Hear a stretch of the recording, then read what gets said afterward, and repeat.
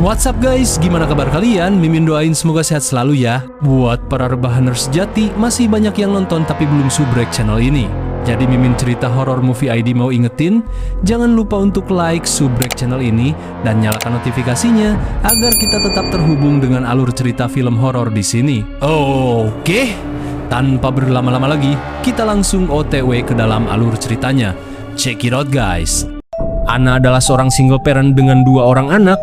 Setelah suaminya meninggal, Ana harus bekerja dan mengurus anak-anaknya sendirian. Kedua anak tersebut bernama Chris dan Sam. Pagi itu ia sangat sibuk karena harus mengantar mereka ke sekolah. Setelah itu Ana pergi kerja. Ana ini bekerja di kantor dinas perlindungan anak. Di sana ketika sedang bekerja, ia tak sengaja mendengar obrolan atasannya tentang keluarga Patricia Alvarez.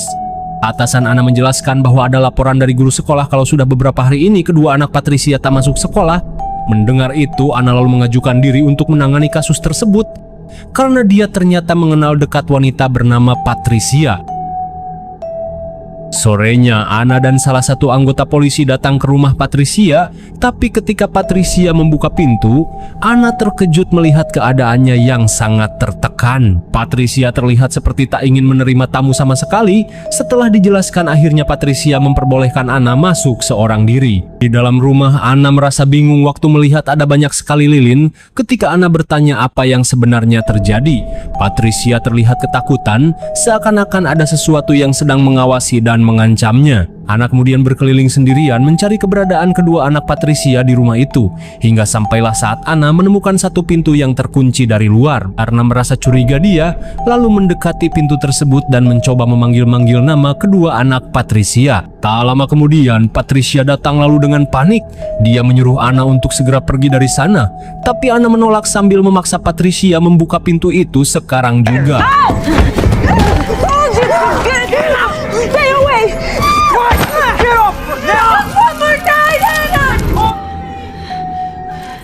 Setelah berhasil mengambil kunci dari kalung Patricia, Ana pun langsung membuka pintu. Ternyata dugaan Ana benar, kedua anak Patricia dikurung di dalam ruangan itu. Ana lalu membawa mereka berdua ke dinas perlindungan anak. Ketika sampai di sana terlihat luka di tangan mereka. Awalnya Ana mengira kalau Patricia lah yang telah melukai kedua anaknya sendiri. Namun salah satu anak itu mengatakan kalau sang ibu bukanlah orang jahat. Ia juga menceritakan bahwa ibunya justru sedang berusaha melindungi mereka dari sesuatu di malam hari. Di kantor dinas perlindungan anak, salah satu anak Patricia terbangun akibat bermimpi buruk. Tak lama kemudian seorang petugas datang mengecek keadaan mereka. Karena panik, ia langsung pura-pura tidur lagi. Di saat petugas itu pergi, ia pun berencana membangunkan sang kakak yang tertidur di kasur sebelahnya. Tapi ternyata kakaknya sudah berada di depan pintu.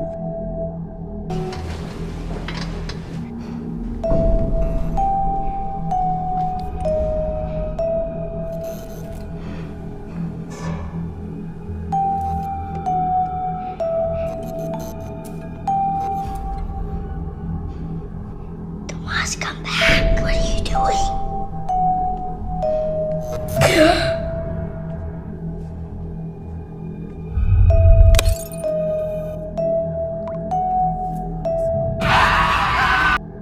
Di sisi lain, waktu Ana tidur, ia terbangun ketika mendengar panggilan telepon.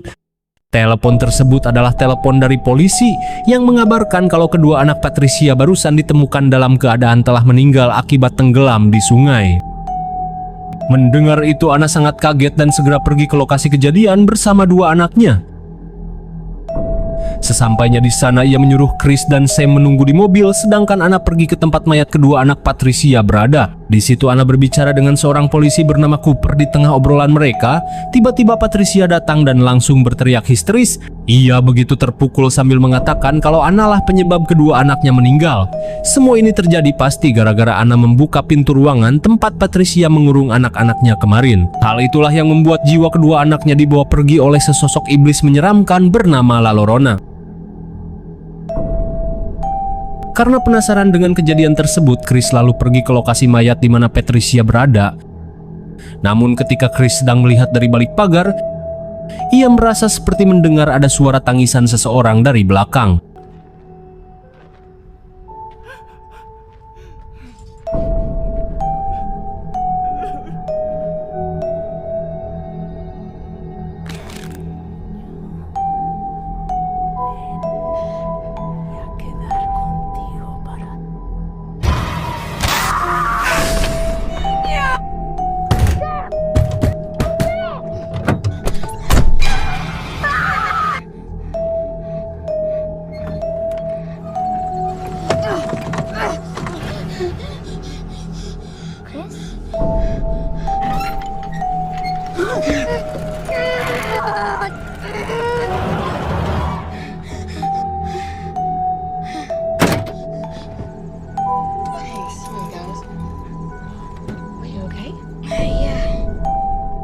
Esok harinya, Anna datang ke gereja untuk menghadiri upacara pemakaman anak Patricia. Di sana dia melihat seorang cenayang bernama Rafael yang sedang melakukan ritual pada beberapa orang. Tak lama kemudian, seorang pastor datang dan menjelaskan bahwa ritual tersebut dilakukan untuk melepaskan semua energi negatif dari dalam tubuh. Di tengah obrolan mereka, Anna mendadak bertanya pada sang pastor siapa itu La Llorona. Mendengar pertanyaan Anna, pastor pun terkejut. Ia lalu mengajak Anna masuk ke dalam gereja. Pastor kemudian menceritakan suatu kisah dulu ada seorang wanita yang sangat cantik bernama La Llorona. Kecantikannya tersebut membuat banyak laki-laki kaya ingin menjadikannya istri. Tapi La Llorona justru malah memilih menikah dengan seorang petani sederhana. Ia dan suaminya itu hidup bahagia bersama dengan kedua anak mereka, hingga beberapa tahun kemudian suami yang selama ini ia cintai ternyata selingkuh. Karena mengalami depresi parah, La Llorona membunuh kedua anaknya sendiri dengan cara menenggelamkan mereka ke sungai. Setelah membunuh mereka, La Llorona pun menyesal dan ia bunuh diri akibat masih belum bisa tenang dan dipenuhi dendam. Sosok La Llorona bangkit lagi untuk meneror seluruh anak-anak di kota tersebut. Ia menganggap anak-anak itu adalah anaknya dan membawa jiwa mereka ikut pergi bersamanya. Pastor lalu memberikan sebuah kalung sebagai jimat pelindung, tapi Anna malah menolak sambil mengatakan kalau dia tak begitu terlalu percaya pada hantu. Di sisi lain, ketika Sam sedang bermain di halaman rumah, ia seperti melihat sesuatu dari balik pagar. Sam pun kemudian mencoba memeriksa keadaan di sana.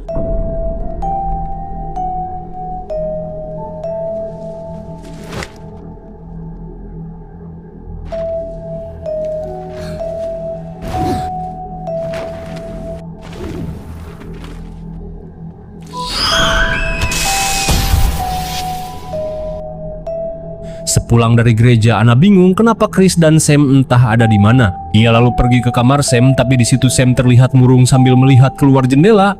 Anna juga melihat ada luka di tangan Sam, persis seperti luka yang dimiliki kedua anak Patricia sebelumnya. Karena tak ingin ibunya khawatir, Sam mengatakan kalau ia baru aja terjatuh. Malam harinya, Cooper berkunjung ke rumah Anna. Setelah selesai makan malam, ia lalu memberikan dokumen tentang kasus pembunuhan kedua anak Patricia. Kemarin Cooper mengatakan, jika ada yang melihat Patricia 2 hari berturut-turut berada di gereja, bahkan di hari kedua anaknya terbunuh, maka dari itu tak mungkin pelakunya adalah Patricia. Setelah Cooper pulang, Anna lalu mempelajari dokumen-dokumen tersebut. Anna kemudian menemukan di salah satu foto bekas luka yang sama seperti luka di tangan Sam. Ketika sedang memandangi foto itu, Anna kaget mendengar suara aneh dari luar kamarnya. Ia pun pergi memeriksa sumber suara tadi.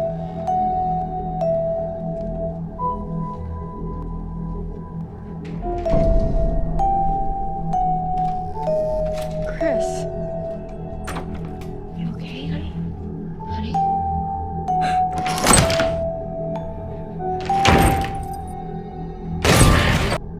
Anna langsung mengantarkan Chris yang pingsan ke kamar, tapi waktu Anna kembali ke kamarnya, ia melihat semua berkas dokumen di situ sudah berantakan.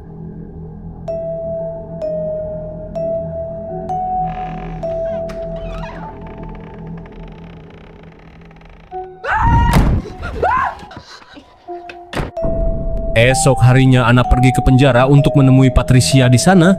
Dia lagi-lagi melihat ada bekas luka yang sama seperti luka Sam dan kedua anak Patricia. Anna kemudian bertanya bagaimana Patricia bisa mendapatkan luka itu. Patricia lalu menceritakan kalau luka tersebut adalah tanda untuk korban La Llorona selanjutnya. Karena bila seseorang telah memiliki tanda luka tersebut, maka anak dari orang itu pasti sebentar lagi akan diambil jiwanya oleh La Llorona. Itulah alasan kenapa dulu dia mengurung kedua anaknya di dalam ruangan dan menyalakan banyak lilin. Lilin-lilin tersebut sengaja dipasang sebagai tanda jika lilin-lilin mulai padam maka La Llorona telah hadir. Patricia juga menjelaskan alasan kenapa dia kemarin selalu berdoa di gereja adalah agar La Llorona bersedia menukar jiwa kedua anaknya yang telah diambil dengan jiwa kedua anak-anak, yaitu Sam dan Chris. Mendengar itu, Anna hanya bisa terdiam. Di sisi lain di kamar, Chris tiba-tiba mendengar ada suara benda jatuh. Karena penasaran, Chris pun mencari sumber suara itu.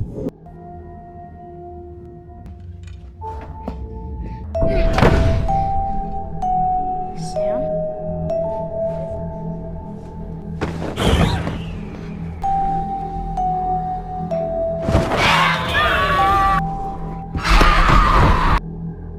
Ketika Anna pulang, dia kaget melihat Chris telah jatuh dari tangga. Anna pun langsung segera membawa Chris ke rumah sakit.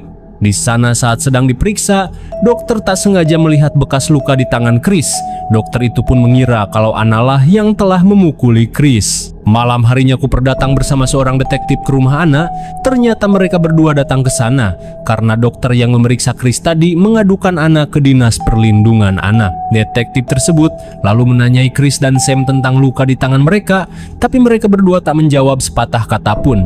Cooper kemudian menyuruh Anna menunggu di luar agar Chris lebih leluasa berbicara. Setelah menunggu lama, akhirnya proses interogasi selesai, namun detektif dan Cooper tak mendapatkan satupun bukti kalau Anna bersalah. Sebelum pergi, Cooper mengabarkan bahwa saat ini pihak kepolisian tak memiliki cukup bukti untuk menahan Patricia lebih lama di penjara dan dia akan segera dibebaskan. Mendengar itu, Anna langsung mengatakan jika pembunuh sebenarnya memang bukanlah Patricia, tapi di situ Anna belum mau menceritakan dulu ke Cooper tentang sosok bernama La Llorona. Di dalam rumah, Anna bertanya pada Chris kenapa tadi dia bisa jatuh dari tangga. Chris lalu menceritakan kalau tadi siang di kamar Sam, ia diserang oleh sesosok wanita bergaun putih yang menyeramkan. Mendengar cerita Chris, Anna kaget. Dia tidak menyangka kalau sosok La Llorona itu benar-benar nyata, bahkan sampai datang dan mengganggu kedua anaknya. Di sisi lain, waktu Sam sedang mandi, tiba-tiba ada sebuah tangan muncul dari belakang. Mom, that hurts.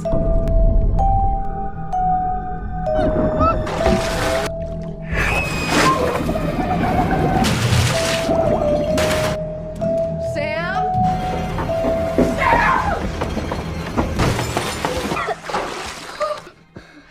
Sam! Mom! Karena merasa nyawa keluarganya terancam, esok harinya Anna segera membawa Sam dan Chris pergi ke gereja. Di sana dia menunjukkan tanda luka pemberian La Llorona pada sang pastor. Melihat luka tersebut, pastor sebenarnya ingin membantu, tapi ia membutuhkan waktu lama karena harus meminta izin terlebih dahulu pada uskup atau pimpinan gereja. Dan bila diizinkan, maka barulah dia bisa menolong Anna.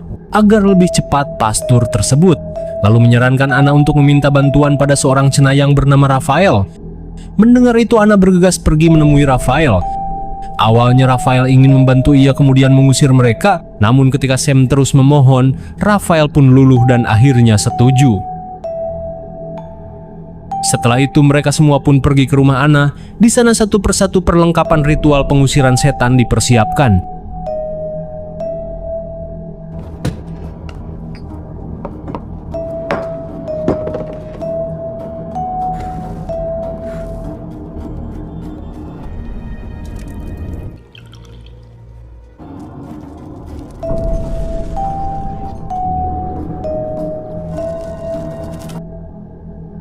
Malam hari tiba, Raphael meminta mereka semua berlindung di tengah lingkaran lilin. Tak lama kemudian, semua lilin di sana mendadak padam.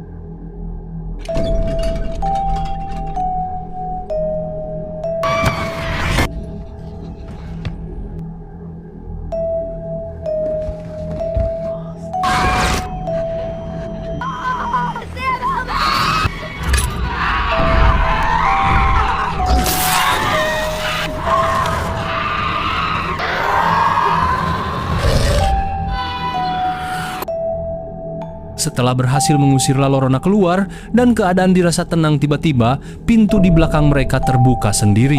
Semua panik lalu berusaha menutup pintu tersebut. Di tengah kepanikan, Sam malah pergi mendekati pintu yang tadi telah ditaburkan benih, hanya untuk mengambil bonekanya yang tertinggal di luar. I got Missy. Get away from that door!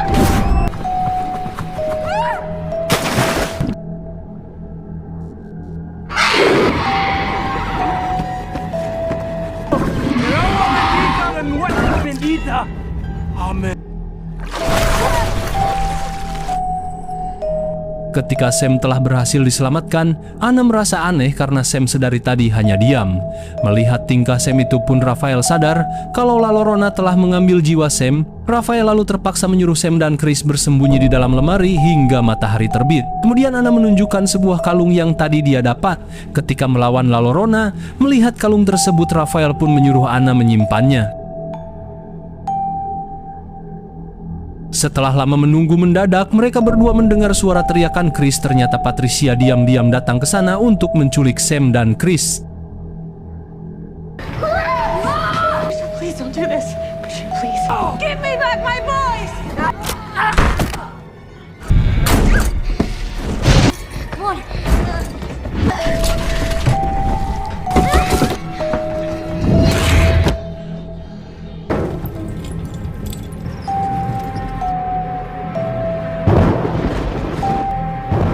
Get behind me.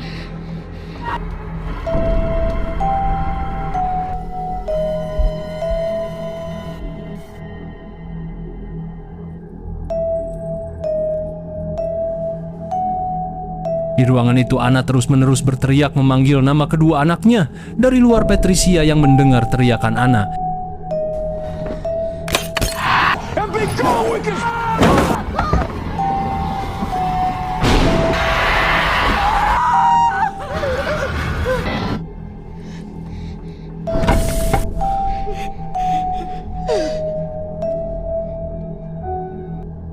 Setelah semua teror panjang La Llorona itu selesai, keesokan harinya Rafael pun berpamitan pada Anna, Sam dan juga Chris. Anna di situ tak tahu harus membalas apa. Ia hanya bisa berterima kasih atas bantuan Rafael karena telah menyelamatkan keluarganya. Kini teror dari sosok La Llorona telah benar-benar berakhir dan film pun berakhir. Ending yang sangat membagongkan. Demikian alur cerita horor movie ID kali ini. Mimin harap kalian tetap setia dan selalu menonton setiap video yang Mimin update selalu. Jangan lupa untuk like, subrek, dan nyalakan notifikasinya agar Mimin tetap semangat update buat kalian semua. Selalu lihat ke belakang karena kamu tidak pernah tahu apa yang ada di belakangmu.